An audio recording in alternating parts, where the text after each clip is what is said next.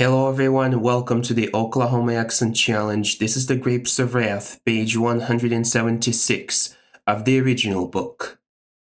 She drew her eyes from the highway. "I ain't very thirsty," she said daintily, "but maybe I ought to drink." And he nodded, for he knew well what she meant. She took the cup and rinsed her mouth and spat and then drank the cupful of tepid water. "Want another?" he asked. "Just a half." And so he filled the cup just half and gave it to her. A Lincoln Zephyr, silver and low, whisked by. She turned to see where the others were and saw them clustered about the truck. "Reassured," she said. "How'd you like to be going along in that?" Connie said, "Maybe after." They both knew what he meant.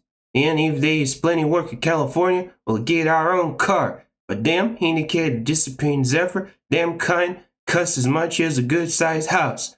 I'd rather have the house." "I like to have the house and one of them," she said, "but of course the house would be first because—" And they both knew what she meant. They were terribly excited about the pregnancy. "You feel all right?" he asked. "Tired, just tired riding in the sun. We got to do that or we won't never get to California." "I know," she said. The dog wandered, sniffing past the truck, trotted to the puddle under the hose again and lapped at the muddy water. And then he moved away, nose down and ears hanging. He sniffed his way among the dusty weeds beside the road to the edge of the pavement. He raised his head and looked across, and then started over.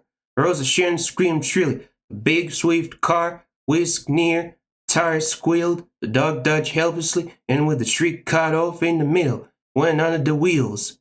The big car slowed for a moment, and faces looked back. And then it gathered greater speed and disappeared, and the dog, a blood of blood and tangled, burst intestines, kicked slowly in the road. Rosa Sharon's eyes were wide.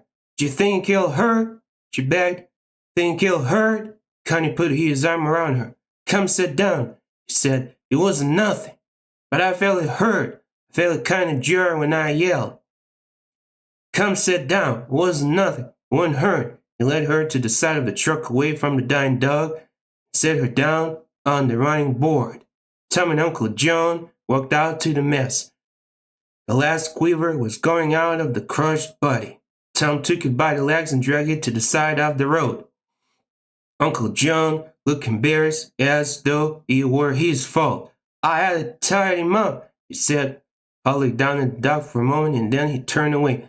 "Let's get out of here," he said. "I know how we was going to feed him anyways. Just as well, maybe." The fat man came from behind the truck. "I'm sorry, folks," he said. "A dog just don't last no time near a highway. I had 3 dogs run over in a year. Don't keep none, no more." And he said, "Don't you folks worry none about it. I'll take care of him. Bury him out in the cornfield." Ma walked over to Rosa Sharon, where she sat, still shuddering, on the running board. "You all right, Rosa Sharon?" she asked. "You feeling poorly?" "I seen that. Give me a start." "I heard you yip," said Ma. "Get yourself laced up now." Well, wrapping it up here, folks, for today. Thank you so much for watching, and I'll see you in the next episodes. Have a good day.